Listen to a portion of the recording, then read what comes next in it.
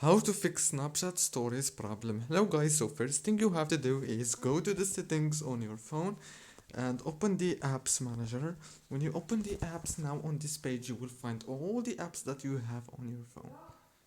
Click on it. Now you have to scroll until you find the Snapchat. Click on Snapchat, and now all what you have to do here is click on force stop and go to the data usage. Make sure to disable the roaming data. Go back to the settings on your phone, go to the wireless and networks, and enable the airplane mode. Now you have to wait 10 seconds exactly, and after you wait, disable it. And now the last thing you want to do is go to the Play Store and make sure to update your Snapchat. After you update your Snapchat, congratulations. Now all what you have to do is very simple. Restart your phone. Don't forget to like, subscribe.